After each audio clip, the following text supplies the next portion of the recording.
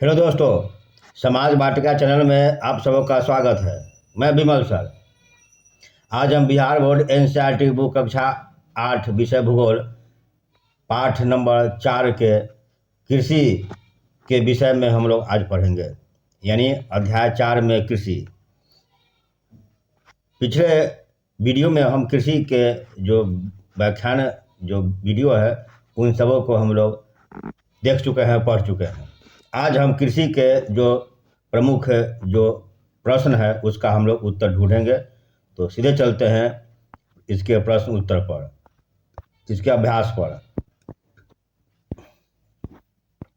यहाँ दिया हुआ है अभ्यास में प्रश्न 1, 2, 3, 4 और 5। तो हम इन सबों को हम बारी बारी से देखते हैं।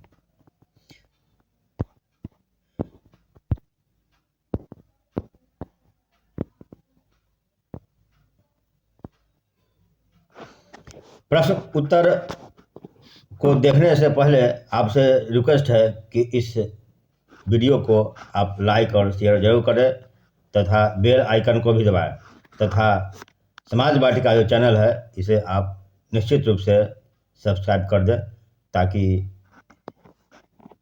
हमारे यहाँ से जो भी वीडियो बने, जो भी वीडियो अपलोड हो, वो आपको आसानी से उपलब्ध होते रहे। तो चलिए सीधे चलते हैं इसके प्रश्न उत्तर पर। वर्ग 8 सब्जेक्ट भूगोल पाठ 4 अध्याय कृषि। प्रश्न 1, निम्नलिखित प्रश्नों के उत्तर दीजिए। प्रश्न उसमें पहला है कृषि क्या है। उत्तर, कृषि एक प्राथमिक क्रिया है। कृषि एक प्राथमिक क्रिया है जिसमें फलों, सब्जियों, फसलों, फूलों इत्यादि को उगाना और एवं पशुपालन जिसमें सम्मिलित होते हैं। अर्थात कह सकते हैं कि कृषि एक ऐसी प्राथमिक क्रिया है जिसमें विभिन्न प्रकार के कृषि कार्य करते हैं, जैसे फसलों को उगाते हैं, सब्जियों को उगाते हैं, फलों को उगाते हैं, फूलों को उगाते हैं, साथ साथ पशुपालन करते हैं। तो इन सभी के सम्मिलित रूप को हम कृषि कहते हैं। प्रश्न 2, उन कारकों का नाम बताइए जो कृषि को प्रभावित कर रहे हैं। इसका उत्तर हुआ, कृषि को प्रभावित करने वाले कारक निम्नलिखित है।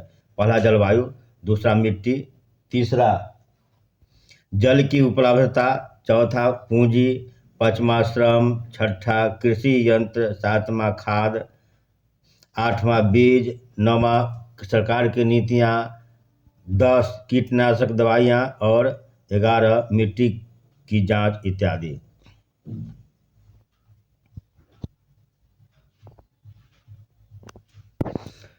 प्रश्न 3,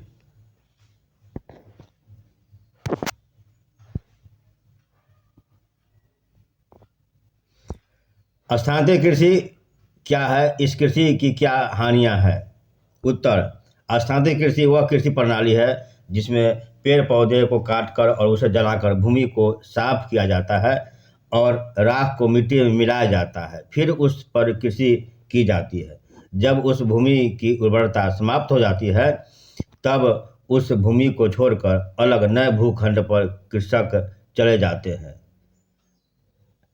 स्थानांतरित कृषि को कर्तन और दहन कृषि भी कहा जाता है, यानी कर्तन और दहन कृषि के रूप में भी हम स्थानांतरित कृषि को जानते हैं। चलिए क्वेश्चन नंबर 4, रोपण कृषि क्या है। रोपण कृषि वाणिज्यिक कृषि का एक प्रकार है जहां चाय, कहवा, काजू, रबर, केला अथवा कपास की एकल फसल उगाई जाती है। प्रश्न 5, सरकार किसानों को कृषि के विकास में किस प्रकार मदद करती है। उत्तर, कृषि के विकास में सरकार की भूमिका काफ़ी महत्वपूर्ण है, जो निम्नलिखित है। 1, कृषि किसान को कृषि कार्य के लिए प्रोत्साहन करना। 2, कृषि से संबंधित नीति और योजनाएं बनाना। 3, वित्तीय सहायता प्रदान करना। 4, उत्तम किस्म के बीजों को उपलब्ध कराना।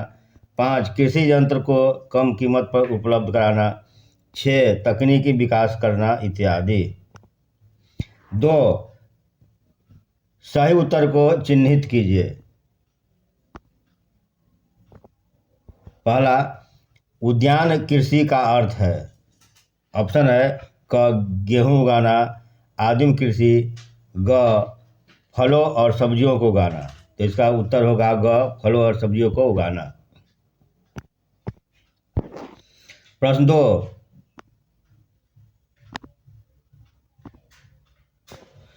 सुनहरा रेशा से अभिप्राय है। क, चाय, ख, कपास, ग, पटसन। इसका उत्तर होगा पटसन, ग।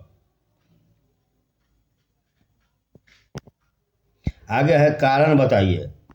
कारण बताइए में पहला है, भारत में कृषि एक प्राथमिक क्रिया है। उत्तर, भारत में कृषि एक प्राथमिक क्रिया होने के निम्नलिखित कारण है। पहला, भारतीय कृषि यहाँ के लोगों के लिए आजीविका का मुख्य साधन है। 2, उद्योगों में कच्चे माल की आपूर्ति करता है। 3, भारतीय अर्थव्यवस्था का रीढ़ है।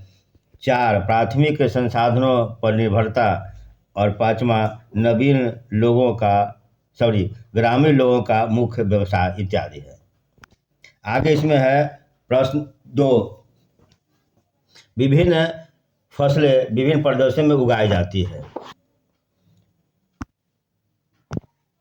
उत्तर, विभिन्न फसलें विभिन्न प्रदेशों में उगाए जाने के अनेक कारण जो निम्नलिखित है।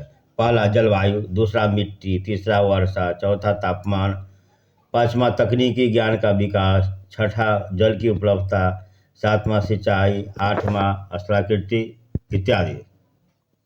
आगे इसमें प्रश्न 4 में है, अंतर स्पष्ट कीजिए। तो अंतर स्पष्ट कीजिए में है प्राथमिक क्रियाएं और तृतीय क्रिया। इन दोनों में अंतर स्पष्ट करना है कि प्राथमिक क्रियाएं क्या है और तृतीय क्रियाएं क्या है। तो इन दोनों का हम अंतर देखते हैं। पहला है प्राथमिक क्रियाएं। प्राथमिक क्रियाओं के अंतर्गत उन सभी क्रियाओं को शामिल किया जाता है जिनका संबंध प्राकृतिक संसाधनों के उत्पादन और निष्कर्षण से है, जैसे कृषि, पशुपालन, खनन, मत्स्य संग्रहण इत्यादि। तृतीय क्रियाएं वैसी क्रियाएं हैं जो प्राथमिक और द्वितीय क्षेत्र को सेवा कार्यों द्वारा सहयोग प्रदान करता है। इसे सेवा क्षेत्र भी कहते हैं, जैसे यातायात, व्यापार, बैंकिंग, बीमा, विज्ञापन, शिक्षा, स्वास्थ्य, संचार इत्यादि।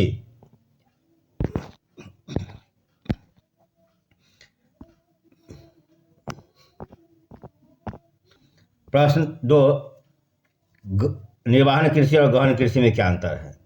तो देखते हैं। पहला है निर्वहन कृषि, दूसरा गहन कृषि।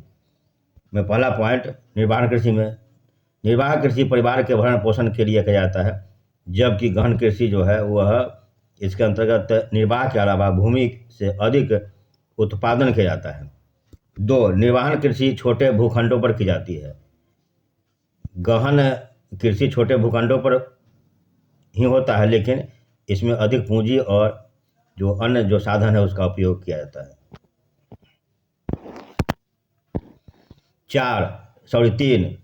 3 में है निर्वहन कृषि में पारंपरिक तरीकों का उपयोग किया जाता है इसमें, लेकिन गहन कृषि में आधुनिक तकनीकी, अधिक सिंचाई व कीटनाशक दवाइयों का भी प्रयोग किया जाता है। 4, इसमें उत्पादन केवल अपने उपयोग के लिए होता है। इसमें जो है उत्पादन काफ़ी अधिक होता है। 5, निर्वाह कृषि दूर दराज के इलाकों में की जाती है। गहन कृषि घनी आबादी वाले क्षेत्रों में की जाती है। 6, इसमें आधुनिक तकनीक, उर्वरक और मशीनों का उपयोग कम होता है, जबकि इसमें जो है उत्पादन का बड़ा हिस्सा बाजार में बेचा जाता है। तो निर्वहन कृषि और गहन कृषि में अंतर स्पष्ट हो गया। और इसी के साथ हमारा जो अभ्यास जो है वह समाप्त होता है, प्रश्न उत्तर समाप्त होता है। लेकिन इस वीडियो को समाप्त करने से पहले आपसे पुनः रिक्वेस्ट है कि इस वीडियो को आप लाइक शेयर करें तथा इस चैनल यानी समाज वाटिका चैनल को आप सब्सक्राइब करें, ताकि हम जो भी वीडियो अपलोड करें वो आपको आसानी से मिलते रहे। और आप इसका लाभ उठाते रहें। तो चलिए मिलते हैं अगले वीडियो में, जिसमें हम अध्याय 5 के बारे में हम लोग पढ़ेंगे, समझेंगे। तो तब तक के लिए जय हिंद, जय भारत।